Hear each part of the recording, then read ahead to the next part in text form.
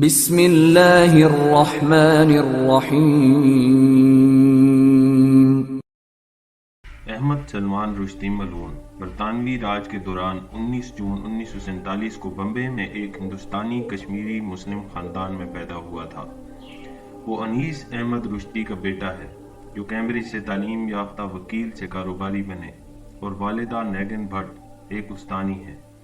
رشدی کے والد کو انڈین سول سروسز ICS سے برطرف کر دیا گیا جب یہ بات سامنے آئی کہ ان کی طرف سے جمع کرائے گئے پیدائشی سرٹیفکیٹ میں تبدیلیاں کی گئی ہیں تاکہ وہ اپنے سے کم عمر ظاہر کر سکیں۔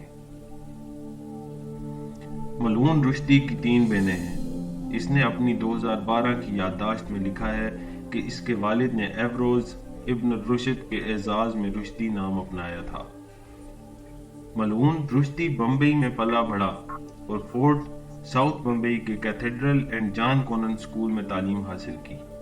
اس سے پہلے وہ رگبی، وارکشائر کے رگبی اسکول اور پھر کنگز کالج کیمبرج میں شرکت کے لیے انگلینڈ چلا گیا، جہاں سے اس نے ہسٹری میں بیچلر کی ڈگری حاصل کی۔ ملعون رشدی نے 4 شادیاں کی، جس نے اپنی پہلی بیوی کلریسا لوارڈ سے شادی کی تھی۔ وہ آرٹ کونسل آف انگلینڈ میں لٹریچر آفیسر کے طور پر کام کرتی تھی، اور ایک بیٹے کی پیدائش 1979 میں ہوئی جس کا نام ظفر ہے۔ اس کی دوسری بیوی امریکی ناول نگار مریان ونگز تھی۔ ان کی شادی 1988 میں ہوئی اور 1993 میں طلاق ہو گئی۔ اس کی تیسری بیوی برطانوی ایڈیٹر اور مصنفہ الزبتھ بیسٹ تھی۔ ان کی شادی 1997 میں ہوئی اور 2004 میں طلاق ہو گئی۔ ان کا ایک بیٹا ملان 1997 میں پیدا ہوا۔ 2004 میں اس نے پدما لکشمی سے شادی کی، جو ایک بھارتی نژاد امریکی اداکارہ، ماڈل اور امریکی رائلٹی شو ٹاپ شیف کی میزبان تھی۔ یہ شادی 2007 میں ختم ہوئی۔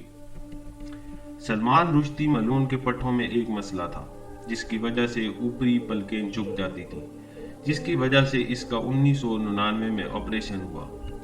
رشدی ملعون کے مطابق اس نے اس کے لیے آنکھیں کھولنا مشکل تر بنا دیا۔ اس نے کہا کہ اگر میرا آپریشن نہ ہوتا تو اب سے چند سالوں میں اپنی آنکھیں بالکل بھی نہ کھول پاتا۔ رشدی ملعون امریکہ میں مقیم ہے، زیادہ تر lower Manhattan, new York city میں یونین اسکوائر کے قریب۔ رشدی ملعون کو اپنی کتاب مڈ نائٹ چلڈرن کے لیے شہرت ملی۔ جادوئی حقیقت پسندی کے اس ناول پر اسے 1981 میں بکر پرائز دیا گیا تھا۔ 1988 میں سلمان رشدی نے شیطانی آیات نامی کتاب شائع کی، جو حالیہ ادبی تاریخ کی سب سے متنازع کتابوں میں سے ایک ہے، اور اس کے بعد سے مصنف کے لیے زندگی پہلے جیسی نہ رہی۔ اس کتاب نے نہ صرف مشتعل مظاہروں کو جنم دیا بلکہ ایران کے سپریم لیڈر آیت اللہ خمینی کے ذریعے رشدی کے خلاف فتویٰ بھی دیا گیا، جس میں مصنف کے قتل کا مطالبہ کیا گیا تھا۔ ملعون سلمان رشدی ہندوستان میں ایک مسلم گھرانے میں پیدا ہوا۔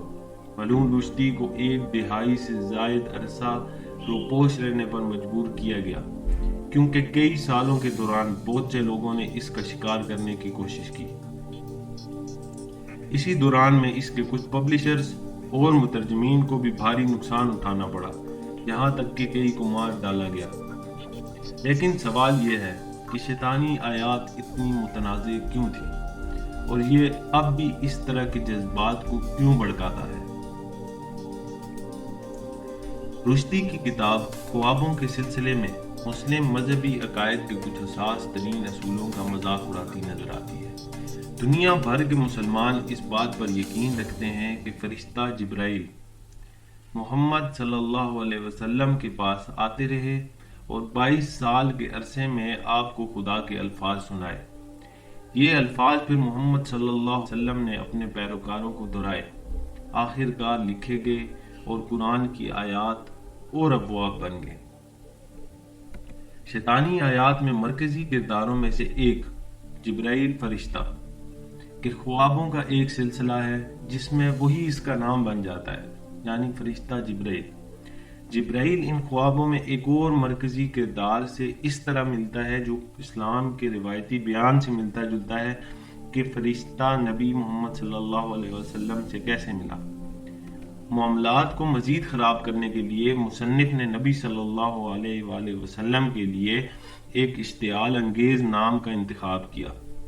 اس ناول کے ورین میں انہیں ماؤنٹ کہا جاتا ہے، نعوذ باللہ، جو کبھی کبھی قرون وسطیٰ کے دوران عیسائیوں کے ذریعے استعمال کیا جاتا تھا جو انہیں شیطان سمجھتے تھے۔ نیز رشدی کا ماؤنٹ فرشتہ جبرائیل کے منہ میں اپنے الفاظ ڈالتا ہے اور اپنے پیروکاروں کو ایسے احکام دیتا ہے جو آسانی سے اس کے خود کی خدمت کے مقاصد کو تقویت دیتے ہیں، نعوذ باللہ۔ اس نے کمیونٹی کو غصہ دلایا۔ اس نے یہ سمجھا کہ مصنف نے اسلام کے اہم واقعات کی پیدائش کے بارے میں اپنی افسانوی تکرار کے ذریعے یہ اشارہ کیا ہے کہ پیغمبر محمد صلی اللہ علیہ وسلم خود انکشاف شدہ سچائیوں کا ذریعہ ہیں، نہ کہ خدا، نعوذ باللہ۔ قرآن کی ظاہری تحریف نے بھی مسلمانوں کو ناراض کیا۔ جہاں رشدی ملعون اور اس کی حمایت کرنے والے بہت سے علماء نے دلیل دی ہے کہ مذہبی متن کو چیلنج کرنے کے لیے کھلا ہونا چاہیے، لیکن وہ لوگ جو قرآن کو خدا کا لفظی لفظ سمجھتے ہیں وہ مصنف کو معاف کرنے کے موڈ میں بالکل نہیں ہے۔ اکتوبر 1988 میں اس وقت کے ہندوستانی وزیر اعظم راجیو گاندھی نے کتاب کی درآمد پر پابندی لگا دی۔ جلد ہی 20 ممالک نے اسے غیر قانونی قرار دیا۔ 2007 میں ملکہ الزبتھ دوم نے رشدی کو ادب کی خدمات کے سلسلے میں نائٹ سے نوازا تو بہت سے مسلمان ناراض ہوئے۔ ایران نے برطانیہ پر اسلاموفوبیا کا الزام عائد کرتے ہوئے کہا کہ اس کا فتویٰ اب بھی قائم ہے اور خاص طور پر پاکستان میں بڑے پیمانے پر مسلمانوں کے احتجاج ہوئے۔ وہ حملے جن سے ملعون سلمان رشدی بچ نکلا۔ 3 اگست 1989 کو جب مصطفیٰ محمود مسیح پیڈنگٹن سینٹرل لندن کے ایک ہوٹل میں RDX بارود سے بھرے ایک کتابی بم کی تیاری کر رہے تھے، بم وقت سے پہلے پھٹ گیا، جس سے ہوٹل کی 2 منزلیں تباہ ہو گئی اور مسیح ہلاک ہو گئے۔ پہلے سے نامعلوم لبنانی گروپ آرگنائزیشن آف مجاہدین آف اسلام نے کہا ہے کہ مرتد رشدی پر حملے کی تیاری کرتے ہوئے مر گیا۔ تہران کے بہشت زہرا قبرستان میں مصطفیٰ محمود مغیث کے لیے ایک مزار ہے جس میں کہا گیا ہے کہ وہ لندن میں 3 اگست 1989 کو شہید ہوئے۔ سلمان رشدی کو قتل کرنے کے مشن پر مرنے والے پہلے شہید تھے۔ مازا کی والدہ کو ایران منتقل ہونے کی دعوت دی گئی اور اسلامی عالمی تحریک شہداء کی یادگار نے ان کا مزار اس قبرستان میں بنایا جس میں ایران عراق جنگ میں مارے گئے ہزاروں فوجیوں کو رکھا گیا تھا۔ 2006 کے کارٹون تنازع کے دوران حزب اللہ کے رہنما حسن نصر اللہ نے اعلان کیا کہ اگر کوئی مسلمان محتسب سلمان رشدی کے خلاف امام خمینی کے فتوے پر عمل کرنے والا ہوتا تو کوئی ڈنمارک، ناروے اور فرانس میں ہمارے پیغمبر محمد صلی اللہ علیہ وآلہ وسلم کی توہین نہیں کرتا۔ مجھے یقین ہے کہ لاکھوں مسلمان جو ہمارے نبی کی عزت کی دفاع کے لیے اپنی جانیں دینے کے لیے تیار ہیں اور ہمیں اس کے لیے کچھ بھی کرنے کے لیے تیار رہنا پڑے گا۔ 1990 میں شیطانی آیات کی اشاعت کے فوراً بعد ایک Pakistani film international guerrilla release ہوئی جس میں رشدی کو ایک جیمز بانڈ طرز کے ولن کے طور پر دکھایا گیا تھا جو کیسینو کی ایک زنجیر کھول کر پاکستان کے زوال کا سبب بننے کی سازش کر رہا تھا، جس میں وہ بالآخر مارا جاتا ہے۔ یہ فلم پاکستانی ناظرین میں مقبول تھی اور یہ رشدی کو ایک ریمبو جیسی شخصیت کے طور پر پیش کرتی ہے جس کا تعاقب 4 پاکستانی گوریلوں نے کیا۔ British board of film classification نے اسے سرٹیفکیٹ دینے سے انکار کر دیا کیونکہ یہ محسوس کیا گیا تھا کہ رشدی ملعون کی تصویر کشی مجرمانہ توہین کے اہل ہو سکتی ہے جس سے امن کی خلاف ورزی ہو سکتی ہے، بلکہ اس کی ساکھ کو داغدار کیا جا سکتا ہے۔ اس نے برطانیہ میں فلم کی ریلیز کو مؤثر طریقے سے روک دیا۔ تاہم 2 ماہ بعد رشدی نے خود بورڈ کو لکھا کہ جب وہ سمجھتے تھے کہ فلم کوڑے دان کا ایک مسخ شدہ نااہل ٹکڑا ہے تو وہ اس کے ریلیز ہونے پر مقدمہ نہیں کریں گے۔ اس نے بعد میں کہا اگر اس فلم پر پابندی لگائی جاتی تو یہ شہر کی سب سے مشہور ویڈیو بن جاتی۔ سب اسے دیکھ چکے ہوتے. یہ فلم پاکستان میں زبردست ہٹ رہی تھی، تاہم بین الاقوامی طور پر اسے زیادہ پذیرائی نہیں ملی. 2010 میں انور الولکی نے انسپائر میگزین میں القاعدہ کی ہٹ لسٹ شائع کی، جس میں رشدی دیگر شخصیات کے ساتھ شامل تھا، جس میں بشمول ایان علی ہرسی، کارٹونسٹ لارک ولکس اور جیلینڈ ووسٹن عملے کے ارکان کرٹ ویسٹگارڈ، کارسن جسٹ اور فلیمنگ روز. بعد میں اس فہرست میں اسٹیفن جارج منیر کو شامل کیا گیا، جو پیرس میں چارلی ہیبڈو دہشت گردانہ حملے میں 11 دیگر افراد کے ساتھ مارا گیا تھا. حملے کے بعد القاعدہ نے مزید ہلاکتوں کا دعویٰ کیا. رشدی نے چارلی ہیبڈو کی حمایت کا اظہار کیا. انہوں نے کہا، میں چارلی ہیبڈو کے ساتھ کھڑا ہوں، جیسے کہ ہم سب کو طنز کے فن کا دفاع کرنا چاہیے، جو ہمیشہ آزادی کے لیے اور ظلم اور بے ایمانی اور حماقت کے خلاف ایک طاقت رہا ہے. اسلام اور ہم آج پیرس میں اس کے المناک نتائج دیکھ رہے ہیں. حملے کے جواب میں رشدی نے اس بات پر تبصرہ کیا، یہ کہتے ہوئے آپ چارلی ہیبڈو کو ناپسند کر سکتے ہیں، لیکن حقیقت یہ ہے کہ آپ ان کو ناپسند کرتے ہیں.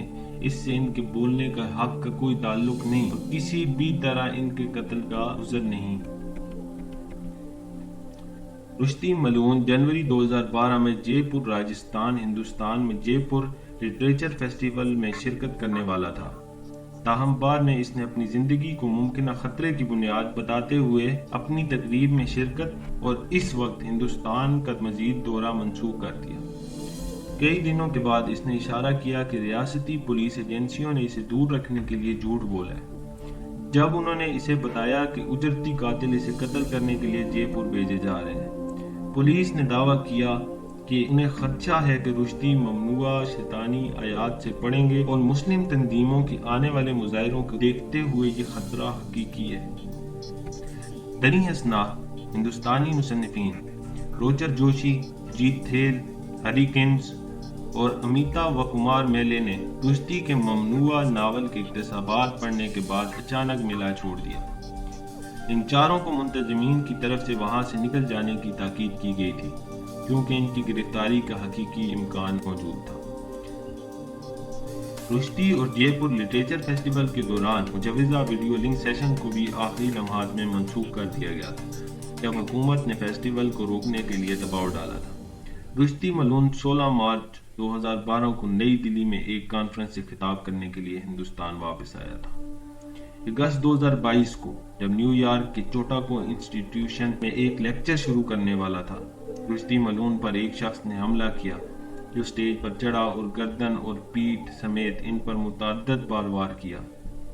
حملہ آور کو ایک مقامی فوجی کی طرف سے حراست میں لینے سے پہلے وہاں سے کھینچ لیا گیا تھا، جس کے بعد اس کو ہموٹ میں ہوائی جہاز پر پینسلوینیا کے ایک ترتیبی صدمے کے مرکز لے جایا گیا، جہاں وینٹیلیٹر پر رکھنے سے پہلے ان کی سرجری کی گئی. مشتبہ شخص کی شناخت فیئر ویو، نیو جرسی کے 24 سالہ ہادی ماتار کے نام پر ہوئی. بعد میں رشدی ملون کے ایجنٹ اینڈریو وائلی نے تصدیق کی کہ رشدی ملون کو جگر اور ہاتھ پر چاقو کے وار سے چوٹیں آئی ہیں. وہ ایک آنکھ کھو سکتے ہیں. ایک دن بعد رشدی ملون کو وینٹیلیٹر سے اتار دیا گیا اور وہ بولنے کے قابل ہو گئے. رشدی ملون کے ایجنٹ کا کہنا ہے کہ رشدی ملون صحتیابی کی راہ پر گامزن ہے، لیکن صحتیابی میں کافی وقت لگے گا کیونکہ وہ شدید زخمی ہے. فیئر ویو، نیو جرسی سے تعلق رکھنے والے 24 سالہ ہادی ماتار کو جائے وقوع سے گرفتار کیا گیا تھا. ماتار کیلیفورنیا میں پیدا ہوا تھا. اس کے والدین نے لبنان کے جنوب میں واقع یارون سے ہجرت کی، ایک گاؤں جہاں حزب اللہ اور ایرانی حکومت کی حمایت عام ہے. حزب اللہ کے ترجمان نے تبصرہ کرنے کی درخواستوں کا جواب نہیں دیا، لیکن حملے میں ملوث ہونے کی تردید کی.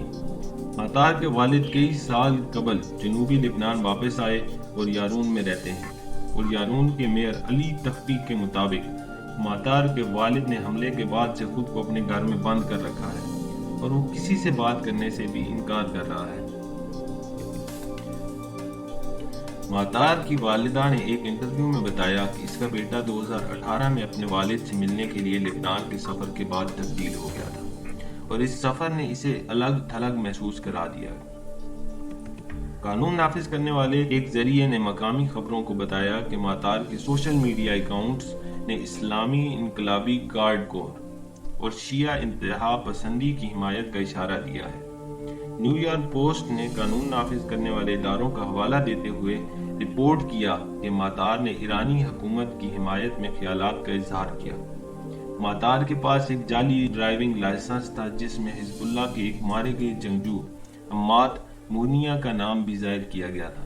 ماتار نے تقریب میں شرکت کے لیے پیشگی پاس حاصل کیا تھا۔ ہمارا ایمان ہے کہ گستاخ رسول کی دنیا اور آخرت دونوں میں رسوائی اور عبرتناک انجام ہے، اور ہم اس طرح کے ہر عمل کی پرزور مذمت کرتے ہیں۔ آپ کو پسند آ رہی ہیں ہماری اس ویڈیوز کو دیکھیں اور پسند کرنے کا بہت شکریہ، اور ساتھ میں لگے بیل آئیکن کے بٹن کو پریس کر دیں تاکہ ہماری آنے والی نئی ویڈیوز کی نوٹیفیکیشن آپ کو سب سے پہلے موصول ہو۔ ہماری ویڈیوز پسند کرنے کا بہت شکریہ۔ السلام علیکم ورحمۃ اللہ وبرکاتہ۔